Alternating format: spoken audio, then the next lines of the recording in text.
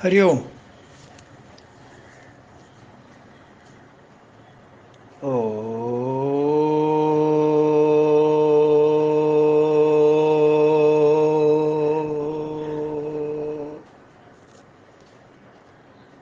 ओम सहनाववतु सहनौ भुनक्तु सह वीर्यं करवावहै तेजस्विनावधीतमस्तु मा विद्विषावहै। ओम शांति शांति शांति।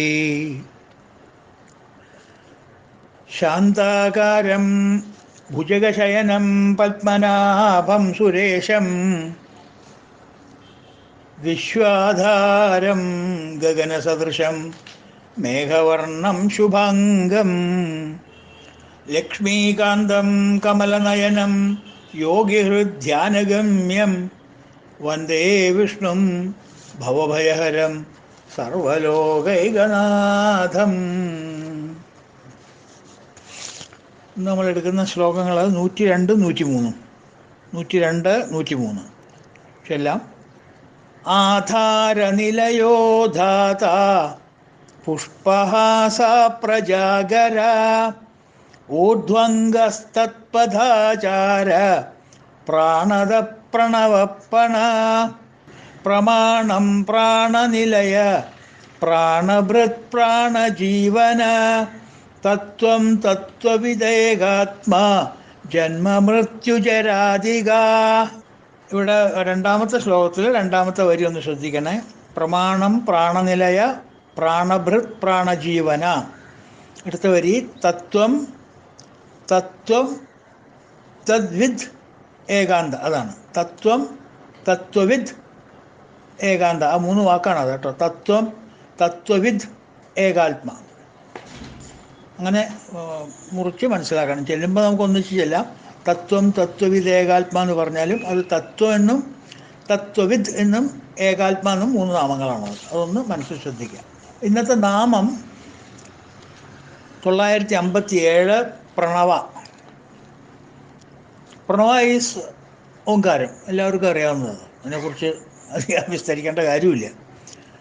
പരബ്രഹ്മസ്വരൂപത്തിനെ എന്താ പറയുക, മനസ്സിലാവുന്ന ഭാഷയിൽ പറയട്ടെ, ചൂണ്ടിക്കാണിക്കാൻ യോഗീശ്വരന്മാർ അവതരിപ്പിച്ചിട്ടുള്ള ഒരു ശബ്ദ ആവിഷ്കരണമാണത്. ഒരു സൗണ്ട് സിമ്പിൾ, ഒരു ഓഡിയോ വിഷ്വൽ എന്ന് പറയാം.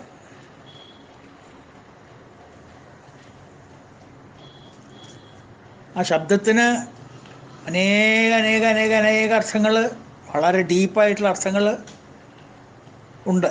അങ്ങോട്ടൊന്നും നമുക്ക് ഇപ്പോൾ കിടക്കാൻ പറ്റൂല. നമ്മളെ കൊണ്ട്, അറ്റ്ലീസ്റ്റ് എന്നെ കൊണ്ടൊന്നും അത് സാധിക്കില്ല. ഓങ്കാരത്തിൻ്റെ ആ മഹത്വം എല്ലാം അടിവരയിട്ട് പറയണമെങ്കിൽ I concede I cannot do it. പക്ഷെ അത് ആ ഉ മ എന്നുള്ള 3 അക്ഷരങ്ങളാൽ കൊണ്ട് ഉണ്ടാക്കിയിട്ടുള്ള ഒരു നാമമാണ്. അതിൻ്റെ ശക്തി എന്താണെന്ന് പറഞ്ഞറിയിക്കണേക്കാട്ടിൽ ഭേദം അതൊന്ന് ചൊല്ലി മനസ്സിലാക്കുകയാണ്. വേണ്ട രീതിയിൽ ആ സ്വരത്തിലൊന്ന് ചൊല്ലി സാവധാനത്തിൽ ബസ്സിലിരുന്നിട്ടും മാർക്കറ്റിലിരുന്നിട്ടും എന്നല്ലാതെ ഏകാന്തമായിട്ടുള്ളൊരു സ്ഥലത്ത്, പൂജാമുറിയിൽ വേണമെന്ന് ഞാൻ പറയില്ല, ബെഡ്റൂമിലായാലും കൊള്ളാം, എവിടെയായാലും കൊള്ളാം, ഷുഡ് ബി ഏകാന്തം. ഏകാന്തം means not loneliness but aloneness. രണ്ടാണ്. ലോൺലിനെസ്സിൽ ഇരുന്നിട്ട് കാര്യമില്ല, എലോൺനെസ്സിലിരിക്കണം. ചിലപ്പോൾ ഒരു ആൾക്കാരുള്ളിടത്ത് നമുക്ക് എലോൺനെസ് ഇരിക്കാൻ പറ്റും, മനസ്സിലായില്ലേ? പക്ഷെ അത് ബുദ്ധിമുട്ടാണ്. അതുകൊണ്ടാണ് ഞാൻ പറഞ്ഞത് മാർക്കറ്റ് പ്ലേസിലും ഒന്നും പറ്റണ കാര്യമല്ല എന്ന്. അധികം ഡിസ്റ്റർബൻസ് ഒന്നും ഇല്ലാത്ത സ്ഥലത്ത്. അപ്പോൾ നമ്മളെ കൊണ്ടൊന്നും സാധിക്കില്ല ഇന്ദ്രിയങ്ങളുടെ എന്താ പറയുക, ആ തിരമാലകളെ നിർത്താനായിട്ട്. അപ്പോൾ നമ്മൾ അതിൻ്റെ അടുത്തേക്ക് പോകാണ്ടിരിക്കുക നല്ലത്, ഏകാന്തത വേണമെങ്കിൽ. അപ്പോൾ അത് കാരണം ഏകാന്തമായിട്ടുള്ള സ്ഥലത്ത് ഇരുന്നിട്ട് ആ ഓം ഒന്ന് ചാണ്ട് ചെയ്ത് നോക്കൂ. ഒരു 21 പ്രാവശ്യം ഓം ഒന്ന് ചാണ്ട് ചെയ്ത് നോക്കൂ. എന്നിട്ട് വൈബ്രേഷൻ എങ്ങനെയുണ്ടെന്ന് പറയും. അതാണ് അതിൻ്റെ ശക്തി. It's an eternal sound and a beautiful symbol. അപ്പോൾ ധ്യാനത്തിലിരിക്കുമ്പോൾ ആ ഓം എന്നുള്ള സൗണ്ട് മാത്രമേ നമ്മുടെ മനസ്സിൽ കിടന്ന് കളിക്കുള്ളൂ. ആ ഓങ്കാരം ശബ്ദത്തിലാണ് നമ്മൾ മുങ്ങി കുളിക്കുന്നുണ്ടാവുക. ഭഗവാന്റെ കഥാരസങ്ങളൊക്കെ പോവും. ആ ഓങ്കാരത്തിലായിരിക്കും നമ്മൾ മുങ്ങി കുളിക്കുക. അഥവാ മനുഷ്യന്മാരല്ലേ, ചിലപ്പോൾ കണ്ണൊന്ന് തുറന്നൊന്നും വരില്ലേ. അഥവാ കണ്ണൊന്ന് തുറന്നാൽ നാനാവിധമായിട്ടുള്ള ഇന്ദ്രിയ വിഷയങ്ങളിലേക്ക് കണ്ണു പോകാതെ ഈ ഓങ്കാരത്തിലേക്ക് പോകും, ആ ഫിഗറിലേക്ക് പോകും. ഫിഗറിലേക്ക് പോയാൽ പിന്നെ നമുക്ക് മനസ്സിലാവും, അയ്യോ ഇത് ഞാൻ തിരിച്ചു വരേണ്ടതാണ്.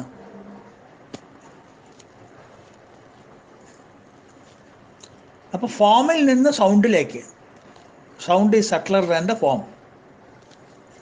മനസ്സിലായോ? അപ്പോൾ ശരിക്കും പറഞ്ഞാൽ സഗുണ ഉപാസനയുടെ അവസാനത്തെ ഘടകമാണ് ഓങ്കാരം.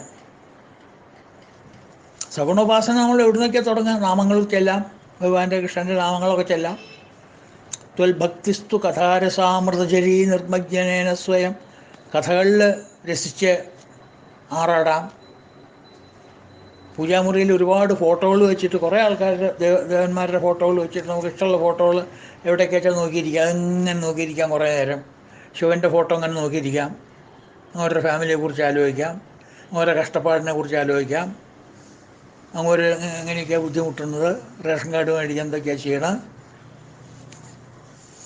ഗണപതിയും സുബ്രഹ്മണ്യം സ്കൂളിൽ ചേർക്കാനുള്ള ബന്ധപ്പാട് എന്തൊക്കെയാണ്, ഇതൊക്കെ ഇങ്ങനെ ആലോചിച്ചിരിക്കാൻ രസമാണ്. അത് സഗുണ ഉപാസനാണ്. കുട്ടികളുടെ കാര്യം ആലോചിക്കാം, ഇതൊക്കെ സഗുണോപാസനയിൽ പെട്ടതാണ്. പാർവതിയുടെ കാര്യം ആലോചിക്കാം, നല്ലൊരു ഹൗസ് വൈഫാണ്, പക്ഷെ എന്തെല്ലാം ദുരിതങ്ങൾ അമ്മ അനുഭവിക്കുന്നു ഹൗസ് വൈഫാന്ന് പറഞ്ഞിട്ട്. അല്ലേ? കുട്ടികൾ രണ്ടെണ്ണവും ശരിയല്ല. പെറ്റോരമ്മക്കളെല്ലാം അപകടം ഒരുവനുണ്ടു മോറുണ്ടു കഷ്ടേ, മറ്റേവൻ കൂറ്റനാനത്തലേനായി മണാളൻ മഹാപിച്ചതണ്ടി. ചുറ്റം മറ്റൊന്നിനോടുണ്ടവനൊരു നനമുണ്ടെങ്കിലും കിട്ടുവാൻ കൈപ്പറ്റിയിട്ടില്ല ഇത്ര നാളും. മമ്മമലമകളെ ജാതകം ജാതി തന്നെ. രസിക്കാതിരുന്നിട്ട് ഒക്കെ സഗുണോപാസനത്തിൽ പെട്ടതാ. ഭഗവാനെ കുറിച്ചല്ലേ പറയണത്. എന്തും പറയാനുള്ള സ്വാതന്ത്ര്യമുണ്ട്. പെറ്റ രണ്ട് കുട്ടികളും അപകടക്കാരികളാണ്. ഒരാൾക്ക് 6 മുഖം, മറ്റേ ആനത്തലയൻ. മണാളനാണെങ്കിൽ മഹാ പിച്ചതണ്ടി. എന്നാലും വേറൊരു സ്ത്രീയായിട്ട് ഒരു അഫെയർ. ഇതൊക്കെ കൂടി നോക്കുമ്പോൾ നമ്മുടെ ജാതകം വലിയ ശരിയില്ല എന്ന് പറയാം. ജാതകം ജാതി തന്നെ. വിഷ്ണുവിനെ കുറിച്ച് ആലോചിക്കാം. അദ്ദേഹത്തിൻ്റെ പാലാഴിയിലുള്ള കിടപ്പ്. ഏകാ ഭാര്യ പ്രകൃതി ചപല ചഞ്ചല ചദ്വിതീയ പുത്രാനംഗ ത്രിഭുവനജയി മന്മഥോ ദുർനിവാര. ശേഷശയ്യ ശയനമുദതിർ വാഹനം പന്നകാരി സ്മാരം സ്മാരം സ്വഗൃഹചരിതം ദാരുഭൂതോ മുരാരി. മുരാരിയുടെ എന്താ പറയുക, ഡൊമസ്റ്റിക് ലൈഫ് ഉണ്ടല്ലോ, മഹാ കഷ്ടമാണ്. ഏകാ ഭാര്യ പ്രകൃതി ചപല, അവൾ ചപലയാണ്. ഒരു ഭാര്യ ചപലയാണ്, പ്രകൃതിയാണ്, നേച്ചർ, മായ. ചഞ്ചലാജ ദ്വിതീയ, രണ്ടാമത്തെ ലക്ഷ്മിയാണ്, ചഞ്ചലയാണ്. അപ്പോൾ ഒന്ന് ചപലയായി ഒന്ന് ചഞ്ചലയായി. പുത്ര അനങ്ക, പുത്രനോ ഡിഫോംഡാ, അവന് ശരീരമില്ല, അനങ്കനാ, അതർവൈസ് ഏബിൾഡാണ് അവൻ. ശരിക്കും അതർവൈസ് ഏബിൾഡാ, കാമദേവനല്ലേ. ത്രിഭുവന ചെയ്, 3 ലോകത്തിലും പേര് കേട്ടാനവൻ. മന്മഥൻ, ദുർനിവാര, ദുർനടപ്പുള്ളൂ. ശേഷശയ്യ, എന്നാൽ വീട്ടിൽ ചെന്ന് കുറച്ച് സുഖമായിട്ട് കിടന്ന് ഉറങ്ങിക്കളെന്ന് വെച്ചാൽ ചെന്നാൽ എന്താ കിടക്കുക? ശേഷൻ. അതിങ്ങനെ ഒന്ന് ഉറക്കം പിടിക്കുമ്പോഴാവും മൂപ്പരുടെ വരവ്, വാഹനത്തിൻ്റെ വരവ്. ഞാൻ നാളെ ഒന്ന് ലീവ് എടുത്താലോ എന്ന് ആലോചിക്കുക എന്ന് പറയും ഗരുഡൻ. എവിടെ വന്നിട്ട്? ഈ പാമ്പിൻ്റെ അടുത്ത് വന്നിട്ട്. ഗരുഡനെ കണ്ട പാമ്പ് നിൽക്കുമോ? പാമ്പ് ഒരു മുങ്ങും വെള്ളത്തിലേക്ക്, പാലായിലേക്ക്. ഭഗവാന്റെ കഥ അവതാളായില്ലേ. വാഹനം പന്നകാരി ഒക്കെയാണ് അവിടുത്തെ കാര്യം. സ്മാരം സ്മാരം സ്വഗൃഹചരിതം. നിങ്ങളുടെ ഗൃഹചരിതം ഉണ്ടോ, വീട്ടുകാര്യങ്ങൾ? അതാണേ സഗുണം. നല്ല കാര്യമാണ്. അവരുടെ ഫോട്ടോ ആരാധിക്കാം, അവരുടെ കുടുംബകാര്യങ്ങൾ ആലോചിക്കാം, ചിന്തിക്കാം, ഇതിനൊക്കെ നമുക്ക് അധികാരമുണ്ട്. അതുപോലെയാണ് നിങ്ങൾക്ക് തൃപ്തി കിട്ടുന്നതെന്നുണ്ടെങ്കിൽ, മനസ്സ് അതിലേക്കാണ് പൊലിഞ്ഞ് ഭഗവാനോട് അടുക്കാൻ തൃപ്തി കിട്ടുന്നതെന്നുണ്ടെങ്കിൽ ഗോ ഹെഡ്, ഇതെല്ലാം പറഞ്ഞിട്ടാണ് നമുക്ക്. അല്ലെങ്കിൽ ഫോട്ടോ മാത്രം നോക്കുക, കേശാദിപാദം നോക്കുക, സൂര്യസ്പർദ്ധകിരീട മൂർധതിലകം പ്രൽഭാസി ബാലാന്തരം എന്ന് പറഞ്ഞിട്ട് ചെല്ല, അഗ്രേ പശ്യാമി എന്ന് പറഞ്ഞിട്ട് ചെല്ല. ശിവനെ നോക്കുക, നാഗേന്ദ്രഹാരായ ത്രിലോചനായ ഭസ്മാംഗരാഗായ മഹേശ്വരായ നിത്യായ ശുദ്ധായ ദിഗംബരായ തസ്മൈ നകാരായ നമശിവായ മകാരായ ശികാരായ വകാരായ യകാരായ ഒക്കെ ശ്ലോകം ചൊല്ലിയിരിക്കാം, ശിവനെക്കുറിച്ച് ആലോചിക്കാം. പക്ഷെ ഇതൊന്നും അൾട്ടിമേറ്റ് അല്ല. ഇതൊക്കെ എന്തിനാ? Conditioning the mind. അങ്ങനെ മെല്ലെ മെല്ലെ ഭഗവാന്റെ മുഖം നോക്കി,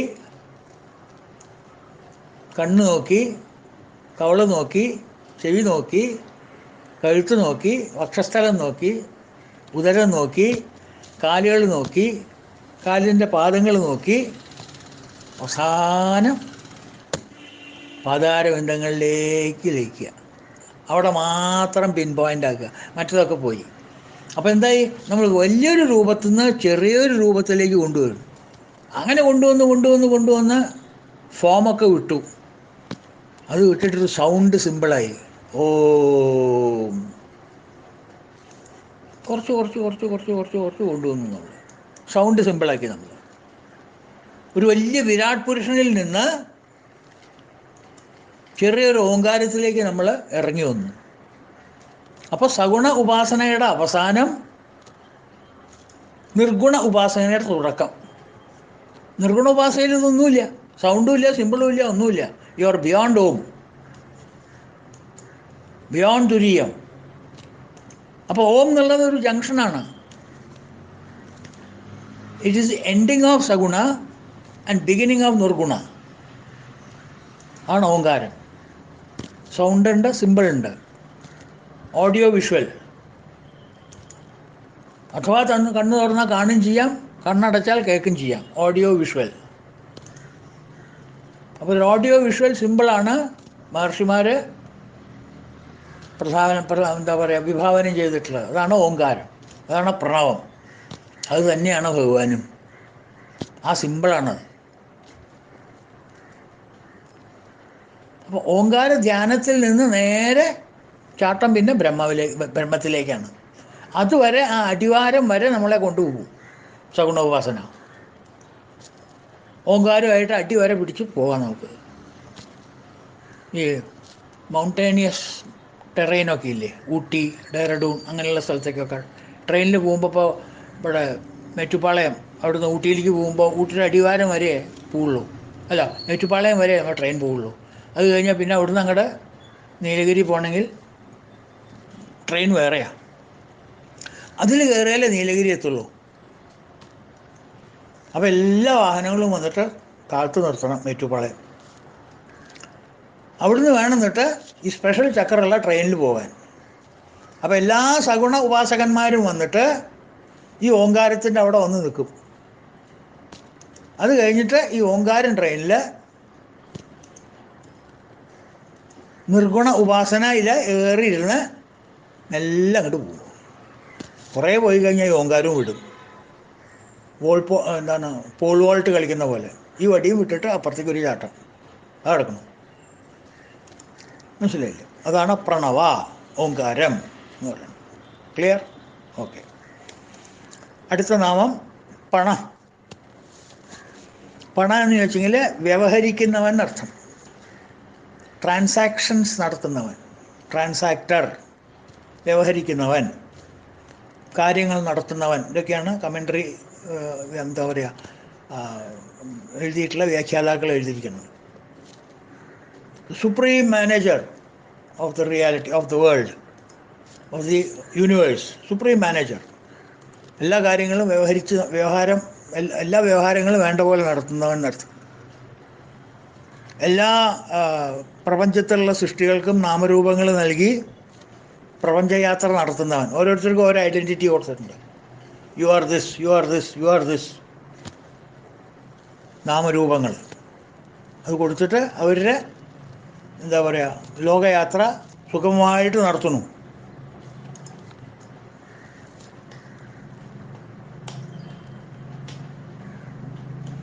അവർ ചെയ്യുന്ന കർമ്മങ്ങൾ വാസന കൊണ്ട് വന്നതാണ്.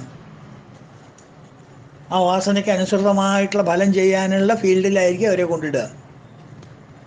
ആ ഫീൽഡിൽ കർമ്മം ചെയ്യുമ്പോൾ കർമ്മയോഗമാകാതെ വെറും കർമ്മമായിട്ട് ചെയ്യുമ്പോൾ പിന്നെയും വാസനകൾ അടിച്ചു കൂടുന്നു, വീണ്ടും വാസനകൾ കൂടുന്നു, വീണ്ടും ജനനമെടുക്കുന്നു.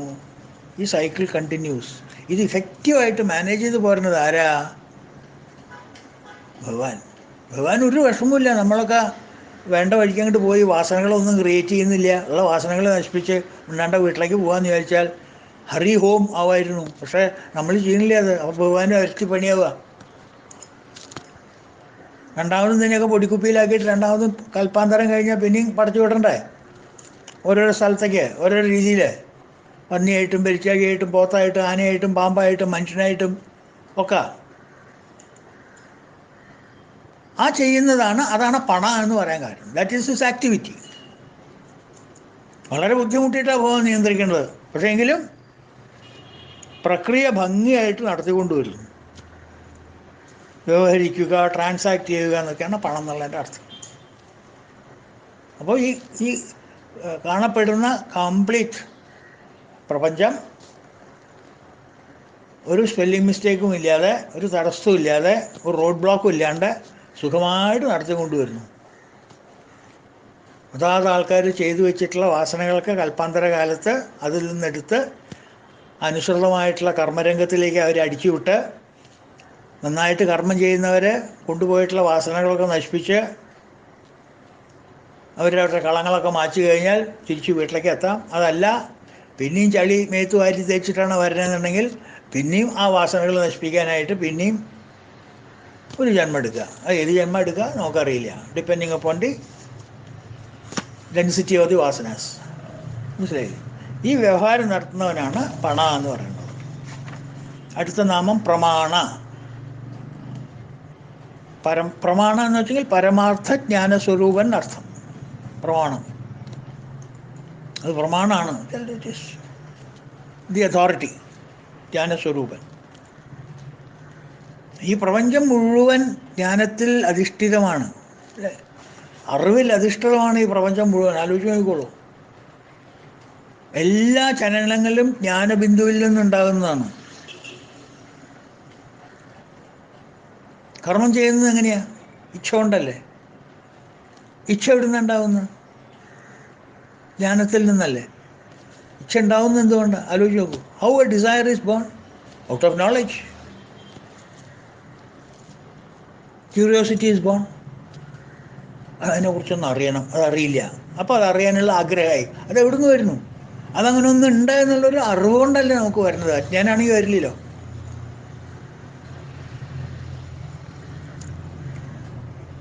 അപ്പം അറിവാണ് നമ്മളെ കർമ്മം ചെയ്യാൻ പ്രേരിപ്പിക്കുന്നത്. കാരണം ഇച്ഛാശക്തി തരുന്നത് ഭഗവാനാണ്, ജ്ഞാനമാണ്. അപ്പം ജ്ഞാനത്തിൽ അധിഷ്ഠിതമായിരിക്കുകയാണ് ഈ ലോകം. അതുകൊണ്ടാണ് പറഞ്ഞത് പ്രമാണ, ഇറ്റ് ഈസ് അതോറിറ്റി. ഈ പ്രപഞ്ചം ആരംഭിക്കുന്നത് തന്നെ ജ്ഞാനത്തിൽ നിന്നാണ്. ദ സ്റ്റാൻഡേർഡ് അർത്ഥം, അതോറിറ്റി, പ്രമാണം. അടുത്ത നാമം പ്രാണനിലയ. 960. പ്രാണങ്ങളോട് കൂടിയിരിക്കുന്ന ജീവൻ അർത്ഥം. പ്രാണനിലയ. പഞ്ചപ്രാണൻ ഉണ്ടല്ലോ, പ്രാണങ്ങളോട് കൂടി ഇരിക്കുന്ന ജീവൻ. ഹൗസിംഗ് ഓഫ് പ്രാണ, ഒരു ഹൗസിംഗ് കോളനിയാണ്. പ്രാണങ്ങളുടെ എല്ലാ പ്രാണങ്ങളും പ്രാണന്മാരും 5 പ്രാണന്മാരും ഒന്നിച്ച് ജീവിക്കുന്ന ഒരു ഹൗസിംഗ് കോംപ്ലക്സാണ് ഈ നമ്മുടെ വ്യക്തിത്വം എന്ന് പറയുന്നത്, ശരീരം എന്ന് പറയുന്നത്. പ്രാണ. ഭഗവാൻ മുഖ്യ പ്രാണൻ, the main Prana, the oxygen. കാരണം ആ ഭഗവത് സാന്നിധ്യം മാത്രമാണ് എല്ലാ ദിക്കിലും നിലനിൽക്കുന്നത്. ആ മുഖ്യ പ്രാണനാണ് എല്ലാ ദിക്കിലും നിലനിൽക്കുന്നത്. അതാണ് ജീവൻ എന്ന് പറയാൻ കാരണം. ഏതവസ്ഥയിലും, ജാഗ്രത അവസ്ഥയിലും, സ്വപ്നാവസ്ഥയിലും, സുഷുപ്തി അവസ്ഥയിലും ആ പ്രാണനല്ലാതെ വേറൊരു പ്രാണനും മൂന്നവസ്ഥയിലും നിലനിൽക്കുന്നില്ല. ജാഗ്രത അവസ്ഥയിൽ ഉള്ള വ്യക്തിയാണോ സ്വപ്നാവസ്ഥയിൽ?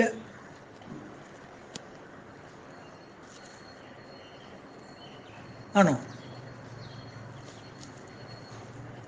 തീരെ ധൈര്യമില്ലാത്തവനാവും സ്വപ്നത്തിൽ. ഒരു ചെറിയ കാക്ക പറന്നു വന്നാൽ പേടിക്കണ ആളാവും. സ്വപ്നാവസ്ഥയിലോ പുലിയോട് മല്ലിടാൻ തയ്യാറാവും.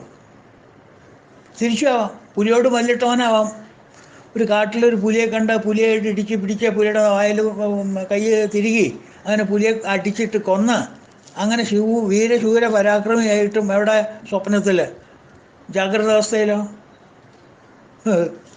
കാക്കയെ കണ്ട പേടി. വ്യക്തി ഒന്നാണോ? സുഷുപ്തി അവസ്ഥയിലോ ഇത് രണ്ടും ഓർമ്മയിലേക്ക്. പക്ഷെ ഈ മൂന്നവസ്ഥയും നമ്മൾ ഓരോ ദിവസം കഴിഞ്ഞ് തിരിച്ചു മടങ്ങുമ്പോൾ സ്വപ്നം കണ്ടത് ഞാൻ ഓർമ്മയുണ്ട്, സുഷുപ്തിയിലിരുന്നത് ഞാൻ സുഖമായിട്ട് ഉറങ്ങിയത് എനിക്ക് ഓർമ്മയുണ്ട്. അപ്പോൾ ഈ മൂന്നവസ്ഥയിലും ഉള്ള ഒരു ഞാനില്ലേ, അതാണ് മുഖ്യപ്രാണൻ. That is the vital air. ജീവാത്മാ അല്ല, എന്താ പറയാ, ബ്രഹ്മ.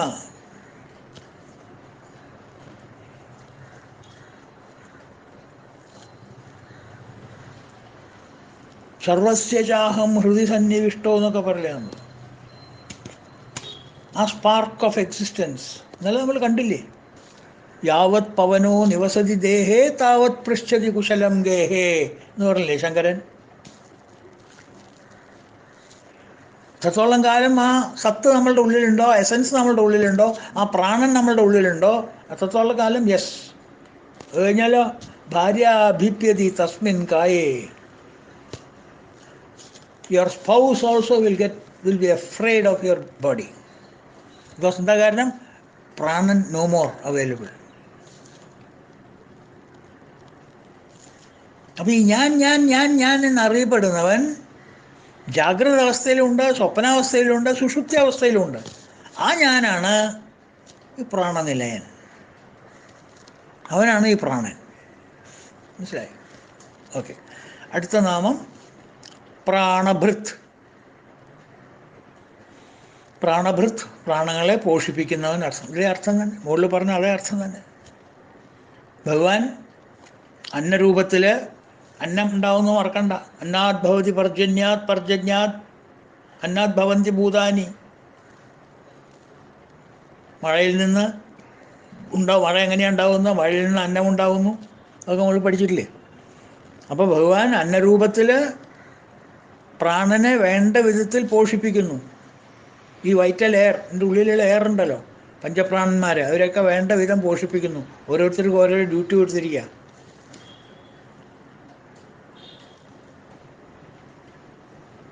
ആ പ്രാണനാണ് ചെന്നിട്ട് എല്ലാ അവയവങ്ങളിലും ചെന്നിട്ട്, കണ്ണിലും മൂക്കിലും നാക്കിലും ചെവിയിലും തൊക്കിലും ഒക്കെ ചെന്നിട്ട് ആ പ്രാണശക്തിയാണ് അവരെയൊക്കെ കർത്തൃത്വഭാവവും ഭോക്തൃത്വഭാവവും ഉണ്ടാക്കുന്നത്.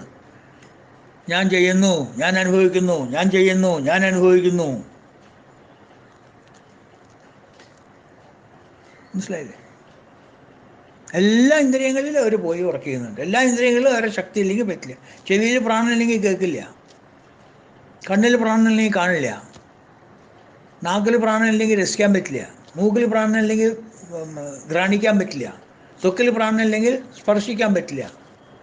അപ്പം എല്ലാറ്റിലും പ്രാണൻ ചെന്നിട്ട് വേണ്ട വിധത്തിൽ ഭഗവാൻ ഹൃദയത്തിൽ സാക്ഷിയായിട്ട് ഇരുന്നും കൊണ്ട് ഇവരെല്ലാം പോഷിപ്പിക്കുന്നു. എല്ലാ ഇന്ദ്രിയങ്ങളെയും പോഷിപ്പിക്കുന്നു. എന്തിന്? അൾട്ടിമേറ്റ്ലി മനുഷ്യന് ജീവിക്കാൻ, for his welfare, to create a welfare society in him. അവനൊരു വെൽഫെയർ, നല്ലൊരാളായിട്ട് പോട്ടെ എന്ന് ഉദ്ദേശിച്ചിട്ട് ഈ ഇന്ദ്രിയങ്ങൾക്കൊക്കെ പവർ കൊടുക്കുന്നു, ശക്തി കൊടുക്കുന്നു, ശേഷി കൊടുക്കുന്നു. അല്ലെങ്കിൽ അവരൊക്കെ നിർജീവരാണ്. There all calcium carbon phosphorus, dead matter അല്ലേ? കണ്ണൊക്കെ ഡെഡ് മാറ്റർ അല്ലേ? ആ പ്രാണൻ ഇല്ലെങ്കിൽ, ആ ശക്തി ഇല്ലെങ്കിൽ. അപ്പോൾ ഉള്ളിൽ ഭഗവാൻ ഇരുന്നും കൊണ്ട് ഹൃദയശേ അർജുന തിഷ്ഠതി, അവിടെ ഇരുന്നും കൊണ്ട് ഭഗവാൻ ഓരോരുത്തർക്കും ഓരോ അംശം ഓരോ പൊട്ട് കൊടുക്കുന്നു. കഴിക്കുന്ന ആഹാരത്തെ പ്രാണരൂപത്തിൽ ദഹിപ്പിച്ച് അഹം വൈശ്വാനരോ ഭൂത്വ പ്രാണിനാം ദേഹമാശ്രിത പ്രാണാപാനസമായുക്തം പചാമ്യന്നം ചതുർവിധം. കഴിക്കുന്ന എല്ലാ ഭക്ഷണങ്ങളും, ഏത് ഫുഡും, ഫാസ്റ്റ് ഫുഡും സ്ലോ ഫുഡും, എല്ലാ ഫുഡും അരിച്ച് അറക്കി പറക്കി പ്രാണൻ ഉദാനൻ ഇത് രണ്ടെണ്ണവും കൂടി രാവ് പകലിരുന്ന് 24 hours ഡ്യൂട്ടി. കാരണം അത്ര അടിച്ചു കയറ്റിണ്ടേ. അതൊക്കെ അതിനെ വേണ്ട വെച്ച് കഴിച്ച് വേണ്ട കാര്യങ്ങൾ വേണ്ട പോർഷൻസ് കഴിക്കുന്ന ഭക്ഷണത്തിൽ നിന്നുള്ള ആഹാര പോഷകാംശങ്ങൾ അതാത് ദിക്കിലേക്ക് അയച്ച് കിഡ്നിക്ക് വേണ്ടത് കിഡ്നിയിലേക്ക്, ഹാർട്ടിലേക്ക് വേണ്ടത് ഹാർട്ടിലേക്ക്, ബ്ലഡിലേക്ക് വേണ്ടത് ബ്ലഡിലേക്ക് ഇതിനൊക്കെ അയച്ച് വിവിധമായിട്ടുള്ള വ്യവസ്ഥകൾ വേണ്ടി വരുന്ന. അതുകൊണ്ടാണ് പ്രാണഭൃത് എന്ന് പറയുന്നത്. പോഷിപ്പിക്കുന്നവൻ, പ്രാണങ്ങളെ പോഷിപ്പിക്കുന്നവൻ. ഹൃദയത്തിലുള്ള പ്രാണനെയും ലിവറിലുള്ള പ്രാണനെയും കിഡ്നിയിലുള്ള പ്രാണനെയും പ്ലീഹയിലുള്ള പ്രാണനെയും എല്ലാം പോഷിപ്പിക്കുന്നവൻ. കാരണം എന്താ? ഭഗവാൻ പ്രാണഭൃത് ആണ്.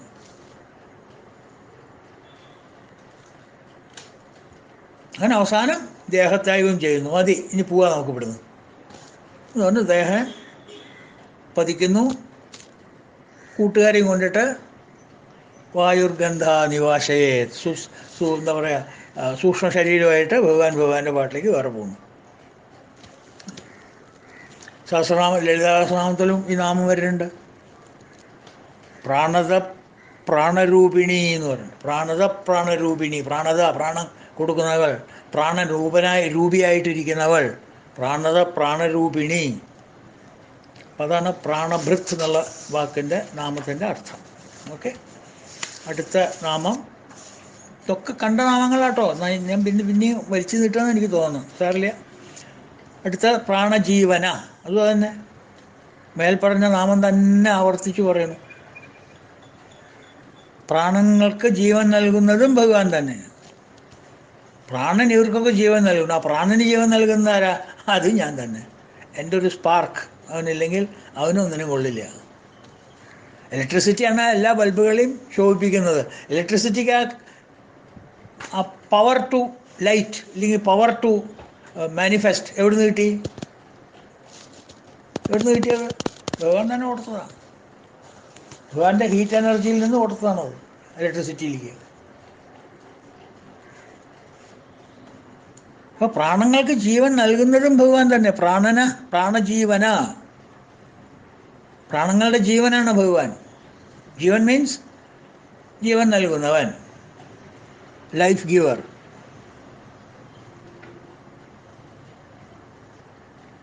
അപ്പോൾ നമ്മൾ ശരിക്കും പറഞ്ഞാൽ പ്രാണനെ കൊണ്ടും അപാനനെ കൊണ്ടും അല്ല ജീവിക്കുന്നത്. പ്രാണനും അപാനനും has no energy in themselves. ഈ പ്രാണനും അപാനനും ഒക്കെ ആ spark of light, spark of efficiency കിട്ടുന്നത് എവിടുന്ന? ഭഗവാനിൽ നിന്നാണ്, മുഖ്യപ്രാണിൽ നിന്നാണ്. അതുകൊണ്ടാണ് ഭഗവാൻ പ്രാണജീവന എന്ന് പറയാൻ കാരണം. ശരി,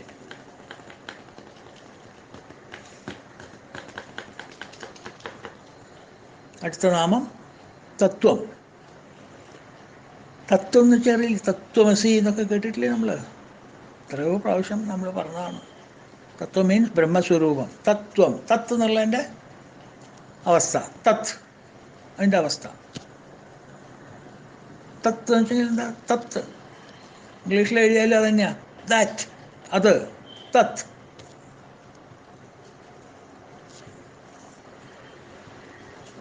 അപ്പോൾ ഭഗവാനെ ഈ ഓംകാരം വഴി ചൂണ്ടിക്കാണിക്കുമ്പോൾ ഉള്ളൊരു വേറൊരു പ്രക്രിയയാണ് ഇത്. ഓം തത് സത്ത്. ഭഗവാനെ ചൂണ്ടിക്കാണിക്കണം മഹർഷിമാർ. അവിടെ രൂപമില്ല, നാമം മാത്രമേ ഉള്ളൂ. അങ്ങനെയുണ്ട് ചില ആൾക്കാർ, നാമത്തിൽ സ്പെഷ്യലൈസ് ചെയ്തിട്ടുള്ള ആൾക്കാർ, കുട്ടികളുണ്ടാവും, സ്റ്റുഡൻസ്. ചിലവർക്ക് നാമം മാത്രം പോരാ, രൂപം വേണം. അവർക്ക് ഓങ്കാരം പിടിച്ചോ. എനിക്കിപ്പോൾ സാറേ ഫോമില്ലെങ്കിലും കുഴപ്പമില്ല, നെയിം മാത്രം മതി. ഓ തരാം, ഇരുന്നോ. ഓം തത് സത്ത്, ഈ 3 വാക്കുകളാണ് ബ്രഹ്മത്തെ നിർദ്ദേശിക്കപ്പെടുന്നത് എന്ന് ചൂണ്ടി കാണിച്ചു കൊടുക്കണം ഭഗവാൻ. ഓം തത് സത്ത്, ഓർത്തോ മനസ്സിൽ? ഓം തത് സത്ത്. ഓമിൻ്റെ സിമ്പിൾ മാത്രമേ ഉള്ളൂ, അല്ല എന്താ പറയുക, സൗണ്ട് മാത്രമേ ഉള്ളൂ, സിമ്പിളില്ല. ഓം തത് സത്, അതാണ് സത്യം.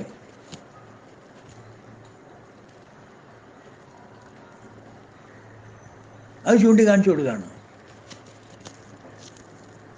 അതാണ് സത്യം. ഓം തത് സത്, that is the essence, that is the pranajivana, that is the prana, that is the vital force, that is Brahman, that is Om. ഓം തത് സത്, ഓം ഈസ് ദാറ്റ്. അതിനുള്ള നിർദ്ദേശം കൊടുക്കുകയാണ് മഹർഷിമാർ. ഭഗവത്ഗീതയുടെ 17-ാം അധ്യായത്തിലും ഭഗവാനും അർജുനന് ഇതേ നിർദ്ദേശം തന്നെയാണ് കൊടുക്കുന്നത്. നോക്കൂ, 17-ാം അധ്യായത്തിലാണ്, ഏതാണ്ട് അവസാനം എത്താറായി, അപ്പോഴേ ഇത് പറയണുള്ളൂ സംഭവം എന്താണെന്നുള്ളത്. ഇതുവരെ കൊടുത്തിട്ടില്ല ഈ സീക്രട്ട്. ബ്രഹ്മത്തിനെ നിർദ്ദേശിക്കുന്നത് ഏത് വാക്കുകൊണ്ടാണ്? ഓം തത് സത് ഇതി നിർദ്ദേശോ ബ്രഹ്മണസ്ത്രിവിധ സ്മൃത എന്ന് പറയണം അർജുനനോട്. അർജുന, ഓം തത് സത് ഇതി നിർദ്ദേശോ, ഈ 3 വാക്കുകളെ കൊണ്ട് നിർദ്ദേശിക്കപ്പെട്ടതാണ് ബ്രഹ്മണസ്ത്രിവിധ സ്മൃത. ബ്രഹ്മത്തിനെ 3 വിധത്തിൽ അറിയപ്പെടുന്നു. ഓം തത് സത് 3 വാക്കുകളാൽ അറിയപ്പെടുന്നു. ഓം തത് സത് ബ്രഹ്മനിർദ്ദേശം 3 മാതിരിയായി സ്മൃതം. ഈ നിർദ്ദേശം 3 മാതിരിയാണ്, 3 വാക്കുകളെ കൊണ്ടാണ് നിർദ്ദേശിച്ചിരിക്കുന്നത്. ഓം തത് സത്. അപ്പം ഈ പ്രപഞ്ചം മുഴുവൻ ഈ 3 അക്ഷരത്താൽ വ്യാപിച്ചിരിക്കുന്നു. ഈ പ്രപഞ്ചം മുഴുവൻ ഈ 3 അക്ഷരത്തിലാണ് വ്യാപിച്ചിരിക്കുന്നത്. മീനിങ്, ഈ പ്രപഞ്ചം മുഴുവൻ വ്യാപിച്ചിരിക്കുന്ന എന്തിലാ? ബ്രഹ്മത്തിൽ. The whole world is in it. തൈരിലെ വെണ്ണ പോലെ. വെണ്ണ എവിടെ കിടക്കണം? തൈരിലാണ് കിടക്കണം. വെണ്ണ മുഴുവൻ തൈരില്ല, തൈര് മുഴുവൻ വെണ്ണയിലില്ല. ഇനി അതാ വ്യത്യാസം. ഇന്നലെ പറഞ്ഞുള്ള തൈരിൻ്റെ 4 അംശമേ വെണ്ണയിലുള്ളൂ, ബാക്കി 3 അംശം അൺമാനിഫെസ്റ്റ്. ഏകപാദം ത്രിപാദസ്യ അമൃതം ഭവേത്. 3 പാദങ്ങളും അമൃതം. ഇതൊന്നാണ് കാണപ്പെട്ടിരിക്കുന്നത്. മാനിഫെസ്റ്റഡ് എന്ന് പറയുന്നത് ഈ ഒരു വെണ്ണയാണ്. അത് കാൽഭാഗം അത്രയേ ഉള്ളൂ. തൈരിൽ വെണ്ണ ഇതുപോലെയാണോ, അതുപോലെയാണ് ഈ പ്രപഞ്ചത്തിൽ ഈ 3 അക്ഷരത്താൽ ഈ പ്രപഞ്ചത്തിൽ വ്യാപിക്കപ്പെട്ടിട്ടുള്ളത്. ഈ പ്രപഞ്ചം മുഴുവൻ വ്യാപിക്കപ്പെട്ടിട്ടുള്ളതിലാ? ഈ ഓം തത്സത് എന്ന് പറയുന്ന ബ്രഹ്മത്തിൽ. പ്രപഞ്ചം മുഴുവൻ കിടന്ന് തിരിയുന്നതിലാണ്. ഈ ഭൂമി മാത്രമല്ല, അനന്തം അജ്ഞാതം അവർണ്ണനീയം. എത്രയോ ഭൂമികൾ, എത്രയോ ലോകങ്ങൾ, എത്രയോ എന്താ പറയുക ഗോളങ്ങൾ, എത്രയോ മിൽക്കി വേ. ഇതെല്ലാം ആ ബ്രഹ്മത്തിലാണ് കിടന്ന് ഉരുളുന്നത്, സഞ്ചരിക്കുന്നത്. അതാണ് തത്വം. അടുത്ത നാമം തത്വവിത്ത്. ഓൾ ഡിറേറ്റീവ് ഫ്രം തത്വ. തത്വവിത്ത്. വിത്ത് എന്ന് വെച്ചെങ്കിൽ അറിയുന്നവൻ. തത്വവിത്ത്, തത്വത്തെ ശരിക്കറിയുന്നവൻ, ആത്മജ്ഞാനം കൈവരിച്ചവൻ എന്നർത്ഥം.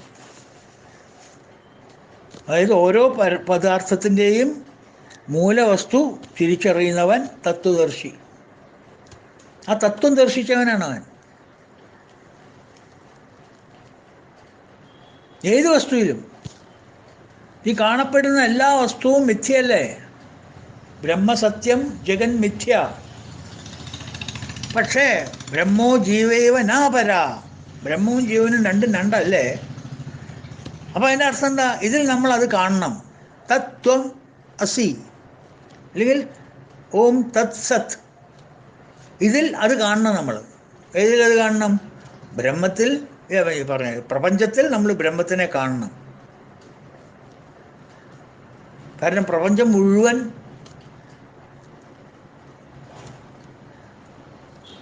അതിൻ്റെ ഒരു ചെറിയൊരു അംശം എല്ലാറ്റിലും വ്യാപിച്ചിരിക്കുകയാണ്. ഈ പ്രപഞ്ചം മുഴുവൻ വ്യാപിച്ചിരിക്കുകയാണ് ബ്രഹ്മത്തിൽ. ഒരു ഭാഗം, ബ്രഹ്മത്തിൻ്റെ ഒരു ഭാഗത്തിൽ വ്യാപിച്ചിരിക്കുകയാണ് പ്രപഞ്ചം മുഴുവൻ. അപ്പോൾ ആ പ്രപഞ്ചത്തിലുള്ള സത്യത്തെ നമ്മൾ കാണണം, അതിലുള്ള ബ്രഹ്മ പോഷനെ നമ്മൾ കാണണം. അത് കിട്ടിക്കഴിഞ്ഞാൽ പാമ്പിൻ്റെ പൊക്കിൾ പിടിച്ച പോലെയാവും, പൊട്ട നിൽക്കും.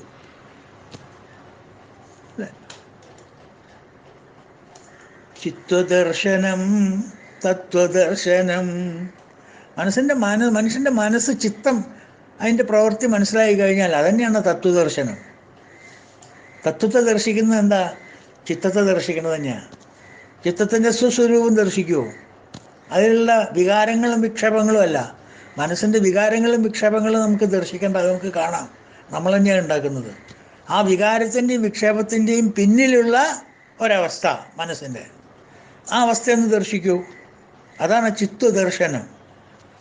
അതാ മഹർഷി പറഞ്ഞേ, ചിത്വദർശനം തത്വദർശനം.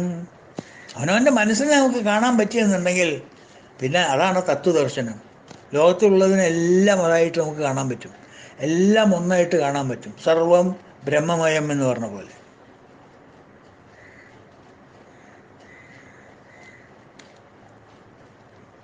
കയറിനെ തിരിച്ചറിയുക, കയറിനെ കാണാനുള്ള കഴിവുണ്ടാവുക, മണ്ണിനെ തിരിച്ചറിയുക, സ്വർണത്തിനെ തിരിച്ചറിയുക. ബോറടിക്കുന്നുണ്ടാവും ഇപ്പോൾ ഏതാണ്ട്. ആ സാക്ഷാത്കാരമാണ് നമുക്ക് വേണ്ടത്. ഇതുവനല്ല, അവനാണ്. ഓം തത് സത്. പാമ്പല്ല, കയറാണ്. ജഗത്തല്ല, ജീവനാണ്. മിഥ്യയല്ല, സത്യമാണ്. മണ്ണല്ല, കുടമല്ല, മണ്ണാണ്. ആഭരണങ്ങളല്ല, സ്വർണ്ണമാണ്. മനസ്സിലായില്ലേ? അതാണ് ആ നാമത്തിൻ്റെ അർത്ഥം. തത്വവിത്ത്. ലളിതാ സഹസ്രനാമത്തിൽ നിന്നുണ്ട് ഈ 3 നാമവും. ലളിതാ സഹസ്രനാമം വരുന്നുണ്ട് തത്വം എന്ന് പറഞ്ഞിട്ടുള്ള നാമങ്ങളൊക്കെ.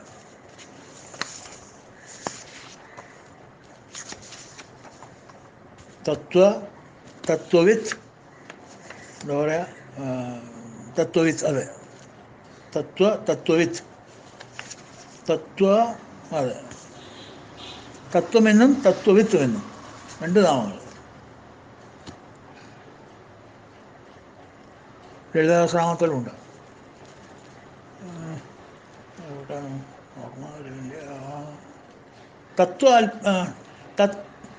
തത്വാധിക തത്വമയി തത്വമർത്ഥസ്വരൂപിണി.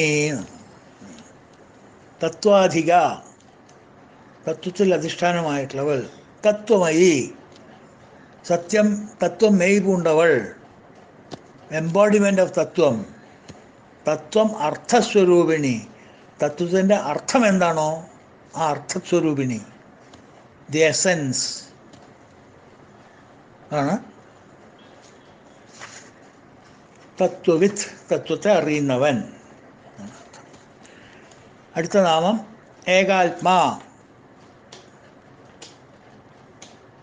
തന്നിൽ നിന്ന് വ്യത്യാസമായ ഒന്നില്ലാത്തവൻ എന്നർത്ഥം.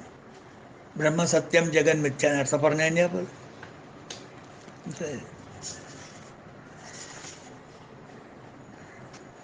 തത്വം തത്വവിത്ത് ഏകാത്മാ. ഏകാത്മാ എന്നാണ് കേട്ടോ വായിക്കുമ്പോൾ നാമ ഏകാത്മാ എന്നാണ്. എല്ലാ കാര്യങ്ങൾക്കും ഉള്ള ഏക മൂല കാരണം, മൂലതത്വം. മൂലപ്രകൃതിയല്ല, മൂലതത്വം. മൂലപ്രകൃതി ഈസ് മായ. മായയുടെ പിന്നിലുള്ള തത്വം ഭഗവാനാണ്. ഏകാത്മാ, എന്നിൽ നിന്ന് വ്യത്യാസമായിട്ട് വേറെ ഒന്നുമില്ല. ഏകാത്മാ, ഒറ്റ ആത്മാവായിട്ട് നിൽക്കുന്നതാണ് ഞാൻ. There is nothing other than me. എന്ത് കണ്ടാലും സ്വാമി, സ്വാമി ശരണം, സ്വാമി ശരണം. ഏകമൂലകാരണം. ഏകാകിന്യേ ഭൂമരൂപാന്നില്ലേ ലളിതാ സഹസ്രനാമത്തിൽ. ഏകാകിന്യേ, ഐ എം എലോൺ, ഒറ്റയാണ് ഞാൻ. ആണ് ഏകാത്മാ. No otherness, one without a second. Advaita ആണ്. ഓക്കെ, അടുത്ത നാമം 966. ജന്മമൃത്യുജരാധിക. ജന്മമൃത്യുജരാധിക. ജനനമരണങ്ങൾ, ജര ഇതൊന്നും ഇല്ലാത്തവൻ. ജന്മമൃത്യുജരാധിക. ദിക എന്ന് വെച്ചാൽ ഇല്ലാത്തവൾ. ജന്മമൃത്യുജര ഇതൊന്നും ഇല്ലാത്ത സാധനം എന്നർത്ഥം, വ്യക്തി എന്നർത്ഥം, പ്രതിഭാസം എന്നർത്ഥം. അവ്യയൻ, ക്ഷേത്രജ്ഞൻ എന്നൊക്കെ ഓമനപ്പേരുകളുള്ള പുരുഷോത്തമൻ നിത്യനും അനാദിയുമാണ്, അല്ലേ? ഉത്തമപുരുഷസ്തന്യ, പുരുഷോത്തമനാണ്. പുരുഷഗുണങ്ങളിൽ ഉള്ളവനിൽ വെച്ച് ഉത്തമനാണ്. അതാണ് എന്താ പറയുക, ഏകാത്മാ എന്ന് പറയാൻ കാര്യം. None other than him is supreme, is only supreme man. മറ്റൊക്കെ സുപ്രീം മൈനസ് ആണ്. സുപ്രീം ഓർ സുപ്രീം പ്ലസ് അങ്ങനെയൊന്നുമില്ല. അപ്പം ജന്മമൃത്യുജരാധിക, ജനന മരണങ്ങളില്ലാത്തവൻ, അവ്യയനാണ്, ക്ഷേത്രജ്ഞൻ, ഇല്ലേ? 13-ാം അധ്യായത്തിലൊക്കെ നമ്മൾ വളരെ കണ്ടിട്ടുള്ളതല്ലേ. ഇദം ശരീരം കൗന്ദേയ ക്ഷേത്രമിത്യതിമുച്യതേ ഏതദ്യോ വേത്യഹം പ്രാഹു ക്ഷേത്രജ്ഞ ഇതി തത്വിദ. ഇത് ശരീരം, ഇത് ജഡം, ഇത് ലോകം, ഇതിനെയാണ് ശരീരം എന്ന് ക്ഷേത്രമെന്നും പറയുന്നത്. ആരാണോ ഇത് അറിയുന്നവൻ അവനാണ് ക്ഷേത്രജ്ഞൻ, അവനാണ് അതിൻ്റെ ഉള്ളിലിരിക്കുന്നവൻ. ഇതിൻ്റെ ഉള്ളിലിരിക്കുന്നവനാണ് ഇതിനെ അറിയുന്നവൻ, ക്ഷേത്രജ്ഞൻ. ഹൃസ്ഥലത്തിലിരിക്കുന്നവൻ, ഹൃദയത്തിലിരിക്കുന്നവൻ. സർവഭൂതാനാം ഹൃദയശേ അർജുന തിഷ്ഠതി സർവസ്യ ചാഹം ഹൃദി സന്നിവിഷ്ട മത്തസ്മൃതിജ്ഞാനമപോഹനം ച. ഒക്കെ തന്നെയാണ്. അപ്പോൾ ഇതിനൊന്നും ജന്മമൃത്യുജര ഇല്ലാത്തവരാണ് എന്നൊക്കെ അറിയപ്പെടുന്നവരാണ്, ഈ രൂപത്തിൽ അറിയപ്പെടുന്നവരാണ്. അതുകൊണ്ടാണ് സാധാരണ ജീവികൾക്കുള്ള പോലെ ജനനം, മരണം, ജര എന്നീ മാറ്റങ്ങളൊന്നും ഇല്ലാത്തവൻ. പിന്നെയും ഞാൻ പറയാണ്, ആഭരണങ്ങളുടെ കേട്, ഗതികേട് സ്വർണത്തിനില്ല. പാത്രങ്ങളുടെ ഗതികേട് മണ്ണിനില്ല. മനസ്സിലായില്ലേ? ആഭരണങ്ങൾക്ക് വല്ലാത്ത ഗതികേടാ. ഇന്നൊരു രൂപത്തിലിരിക്കണം, നാളെ വേറെ രൂപത്തിലിരിക്കണം. രൂപം മാത്രമല്ല, പേരും മാറും. ഇന്നലെ വിളിച്ച പേരല്ല ഇന്ന് തന്നെ വിളിക്കണം, ഇന്ന് വിളിച്ച പേരല്ല നാളെ വിളിക്കണം. മണ്ണങ്ങനെ, ചിലത് കൽച്ചട്ടിയാവാം, ചിലത് മൺചട്ടിയാവാം, ചിലത് തേൻ ചട്ടിയാവാം, ചിലത് പഞ്ചാര ചട്ടിയാവാം. ഇതൊക്കെ മാറാം. ആ ഗതികേട് മണ്ണിനുണ്ടോ? ആഭരണങ്ങൾ മാറുന്നതിൻ്റെ ഗതികേട്, നാമം രൂപമൊക്കെ മാറുന്നതിൻ്റെ ഗതികേട് സ്വർണത്തിനുണ്ടോ? ഇല്ലല്ലോ. സോ ജന്മമൃത്യുജരാധിക. ഇതിന് ജന്മനുമില്ല, മൃത്യുവില്ല, ജരയില്ല, ഒരു മാറ്റമില്ല. മണ്ണ് ഈസ് മണ്ണ്, സ്വർണം ഈസ് സ്വർണം.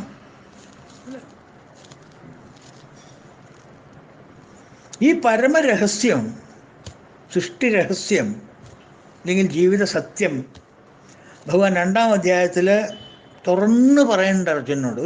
ഒരു ജസ്റ്റ് ഒരു ശ്ലോകം അവിടെ വെച്ച് കൊടുക്കുന്നുണ്ട്. എന്നിട്ട് ആ ശ്ലോകത്തിൽ നിന്ന് ആവശ്യമുള്ള തത്വങ്ങളൊക്കെ അതാത് ചാപ്റ്ററിൽ ഇതൊന്ന് തോണ്ടിയെടുക്കുകയാണ് ഭഗവാൻ. അപ്പം മെയിൻ ശ്ലോകം ഇവിടെ അവതരിപ്പിച്ചു 2-ാം അധ്യായത്തിൽ, സാഖ്യയോഗത്തിൽ. ഈ പറഞ്ഞ തത്വം, ജന്മമൃത്യു ജരാധിക എന്നുള്ള തത്വം. ന ജായതേ മ്രിയതേ വാ കദാചിൻ നായം ഭൂത്വാ ഭവിതാ വാനഭൂയ അജോ നിത്യ ശാശ്വതോയം പുരാണോ ന ഹന്യതേ ഹന്യമാനേ ശരീരേ. പിറക്കില്ല, ചാകയില്ലെന്നും എന്നിൽ ഉണ്ടായിട്ടില്ല, ഇനി ഉണ്ടാകുകയുമില്ല.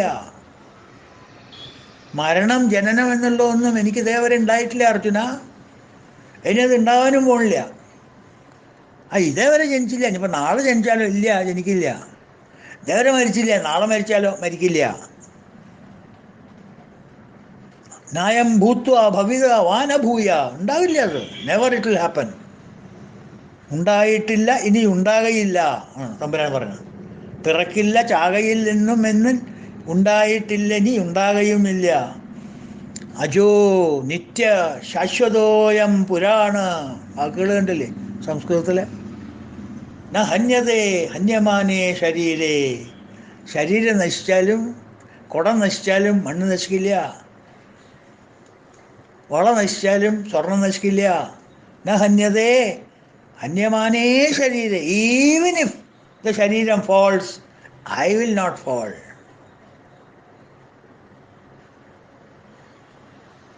അജൻ നിത്യൻ ശാശ്വതൻ ഇപ്പുരാണൻ കൊല്ലപ്പെടാ മെയ് മുടിക്കുന്ന പോതും. മെയ്യ് ശരീരം മുടിഞ്ഞു പോയാലും തത്വം മുടിഞ്ഞു പോവില്ല, അതിന് യാതൊരു മാറ്റവുമില്ല. കാരണം ന ജായതേ മ്രിയതേ വാ കഥാചിത്. I am beyond change. എനിക്ക് ജന്മമില്ല, മൃത്യുവില്ല, ജരയില്ല. Not born, never will I be born. Not dead, never will I be dead. അപ്പം ഈ തത്വം ആദ്യം അങ്ങോട്ട് വളമ്പി കൊടുത്തു പോകാൻ 2-ാം അധ്യായത്തിൽ. എന്നിട്ട് ഇതിൽ നിന്നാണ് 13-ാം അധ്യായത്തിൽ ക്ഷേത്രജ്ഞം ചാപി മം വിദ്ധി സർവക്ഷേത്രേഷു ഭാരത. 13-ാം അധ്യായത്തിൽ ഇതൊന്നും തൊട്ട് വിളമ്പി. 8-ാം അധ്യായത്തിൽ 2-3 ശ്ലോകങ്ങൾ ഇതിനെക്കുറിച്ച് സംസാരിച്ചു. സർവസ്യ ചാഹം ഹൃദി സന്നിവിഷ്ട മത്തസ്മൃതി ജ്ഞാനമപോഹനം ച. അതും ഞാനാണ് എന്ന് പിന്നെയും 15-ാം അധ്യായത്തിൽ ചൊല്ലി. നമ്മൾ വീട്ടിൽ കാണാറില്ലേ അമ്മമാർ കൂട്ടാനൊക്കെ ഉണ്ടാക്കി എന്താ ചെയ്യുക? 4 ആൾ ഊണ് കഴിക്കേണ്ടെന്ന് വിചാരിക്കുക. 4 ആൾ 5 ആൾ ഊണ് കഴിക്കാണ്ട്. സാധാരണ ഒരു വീടെന്ന് ചോദിച്ചാൽ കൂട്ടാൻ ഉണ്ടാക്കി കളിച്ചട്ടിയിലോ അല്ലെങ്കിൽ പാത്രത്തിലോ കുണ്ടൻ പാത്രത്തിലോ, ഒന്നുകിൽ പുളിങ്കറിയാവും, അല്ലെങ്കിൽ എലിശ്ശേരിയാവും, മള്ളൂഷിയാവും, മോലനാവും, അവിയലാവും, എന്തോ ആവട്ടെ, ഒരു കൂട്ടാൻ ഉണ്ടാക്കി, ഒരു ഉപ്പേരി ഉണ്ടാക്കി. എന്താ അമ്മ ചെയ്യുക? സാധാരണ ആൾക്കാർ ആ ഡൈനിങ് ടേബിളിൽ വന്ന് 4 ആൾ, അച്ഛനും കുട്ടികളും അല്ലെങ്കിൽ മരുമകനും മരുമക്കളൊക്കെ കൂടിയിരുന്ന് 4-5 ആൾക്കാർ ഊണയ്ക്കായിരുന്ന ആ കളിച്ചട്ടി അങ്ങനെ ഇവിടെ കൊണ്ടു വയ്ക്കും. ഉണ്ടാക്കിയ പാത്രം അങ്ങനെ ഇവിടെ കൊണ്ടു വയ്ക്കും. ആ ചീഞ്ചട്ടിയിൽ ഉപ്പേരി എന്താ പറയുക വലിയ കേട്ടിട്ടുണ്ടാവും, പയറും കായൊക്കെ ഉപ്പേരി. അതങ്ങനെ ചീഞ്ചട്ടി ഇവിടെ കൊണ്ടു വയ്ക്കും. എന്താ ചെയ്യുക? ഇല്ലല്ലോ, അതുണ്ടാക്കി അവിടെ വയ്ക്കും. എന്നിട്ട് അതിന്ന് കുറച്ച് ഒരു വലിയ പാത്രത്തിലെടുത്തിട്ട് ആ പാത്രം 2-3 പാത്രങ്ങൾ ഇവിടെ കൊണ്ടു വയ്ക്കും. വലിയ പാത്രങ്ങൾ, അതിലെല്ലാവർക്കും ഉണ്ണാനുള്ള വിലുണ്ടാവും. ആ കൊണ്ടുവന്ന് വെക്കണ വെപ്പാണ് ന ജായതേ മ്രിയതേ വാ കഥാചിത് എന്നുള്ള ശ്ലോകം ഭഗവാൻ അവതരിപ്പിച്ചത്. ഭഗവാന്റെ സ്വസ്വരൂപമായിരിക്കുന്ന അമൃതത്വത്തിൽ നിന്ന് ഈ ചെറിയ ചെറിയ 4-5 പാത്രത്തിൽ നമുക്ക് ജീവികൾക്ക് തരാൻ മാത്രമായിട്ടുള്ളൊരു പാത്രത്തിൽ കുറേശ്ശെ കൊണ്ടുവന്ന് വെച്ച് 2-ാം അധ്യായത്തിൽ അവിടെ അവതരിപ്പിച്ച അർജുനന് പിന്നെ വിശദമായിട്ട് ഓരോരുത്തർ ഭക്ഷണം കഴിക്കുമ്പോൾ അയാൾക്ക് സാമ്പാറാണ് വേണ്ട വെച്ചാൽ സാമ്പാർ 2 ചട്ടകെടുത്ത് ഒഴിക്കാം, കയ്യിലെടുത്ത് ഒഴിക്കാം. ഉപ്പേരിയാണ് വേണ്ട വെച്ചാൽ 2 ചട്ടക്ക് ഉപ്പേരി ഇടുക. അവനവൻ്റെ ഇഷ്ടപ്രകാരം ഏതാ വേണ്ട വെച്ചാൽ തോണ്ടിയിടുക. എപ്പോൾ? ഭക്ഷണം കഴിച്ചുകൊണ്ടിരിക്കുമ്പോൾ. വലിയ പാത്രത്തിൽ പോയി കൈയിടേണ്ട കാര്യമില്ല, വലിയ പാത്രം ഇവിടെ കൊണ്ടു വെക്കേണ്ട കാര്യമില്ല. ആദ്യം ഊണ് കഴിക്കാതിരിക്കുമ്പോൾ തന്നെ ഇത് അങ്ങോട്ട് അവതരിപ്പിച്ച് വെച്ച് കഴിഞ്ഞാൽ പിന്നെ ഇതിന്ന് കുറേശ്ശെ കുറേശ്ശെ തോണ്ടിയിടുക. അതേ ടെക്നിക്ക് തന്നെയാണ് ഭഗവാൻ പഠിപ്പിക്കുന്നത്. നജായതേ മ്രിയതേ വാ കഥാചിത്, ജന്മമൃത്യു ജരാധിക എന്നുള്ളൊരു സങ്കല്പം അവിടെ ഭഗവാൻ അവിടെ അർജുനനിലാണ്ട് അടിച്ച് ഏൽപ്പിച്ചു ആദ്യം തന്നെ. അതാണ് ഇന്നത്തെ മെനൂട്ട. എന്നിട്ട് അതാത് സമയത്ത് ആവശ്യമുള്ളത് 3-ാം അധ്യായത്തിലോ 5-ാം അധ്യായത്തിലോ 12-ാം അധ്യായത്തിലോ 15-ാം അധ്യായത്തിലോ 13-ാം അധ്യായത്തിലോ വേണ്ടത് കുറേശ്ശെ കുറേശ്ശെ, കുറച്ച് ഉപ്പേരിയും കുറച്ച് ഓയിലിനും കുറച്ച് കാലിനൊക്കെ കുറേശ്ശെ എടുത്ത് രുചി നോക്കുന്നത് പോലെ രുചി നോക്കി. ഇതാണ് ഭഗവാന്റെ ടെക്നിക്ക്. അതവിടെ എംപ്ലോയ് ചെയ്തിട്ടുള്ളത്. അതുകൊണ്ടാണ് 2-ാം അധ്യായത്തിലെ ശ്ലോകത്തിൽ ആദ്യം തന്നെ അങ്ങോട്ട് പറഞ്ഞത്, ഞാൻ ജന്മമൃത്യു ജരാധികയാണ് അർജുന. ന ജായതേ മ്രിയതേ വാ കഥാചിത് നായം ഭൂത്വ ഭവിത വാനഭൂയ അജോ നിത്യ ശാശ്വതോയം പുരാണ ന ഹന്യതേ ഹന്യമാനേ ശരീരം. ജനിക്കൂല, മരിക്കൂല. ദേവരെ ജനിച്ചിട്ടില്ല, ഇനി ജനിക്കൂല. ദേവരെ മരിച്ചിട്ടില്ല, ഇനി മരിക്കൂല. Have no doubts about it. ഇതാണ് എൻ്റെ സ്വരൂപം. തന്നെയാണ് ഭഗവാന്റെ സ്വരൂപം, ബ്രഹ്മസ്വരൂപം തന്നെയാണ്. അതിനെവിടെ ജന്മമരണമുള്ളത്? അതാണ് ജന്മമൃത്യു ജരാധിക എന്ന് പറയുന്നത്. ഓക്കെ, അടുത്ത നാമം നമുക്ക് അടുത്ത ദിവസം കാണാം, നാളെ കാണാം. അതുവരെ എല്ലാവർക്കും ഹരി ഓം. ഓം പൂർണ്ണമദ പൂർണ്ണമിദം പൂർണ്ണാത് പൂർണ്ണമുദച്യതേ പൂർണ്ണസ്യ പൂർണ്ണമാദായ പൂർണ്ണമേവാവശിഷ്യതേ. ഓം ശാന്തി ശാന്തി ശാന്തി. ഹരി ഓം തത്സത്. ഓം ശ്രീ ഗുരുഭ്യോ നമഃ. കൃഷ്ണ ഗുരുവായൂരപ്പ ഭഗവാനി നാരായണ രക്ഷിക്കണേ.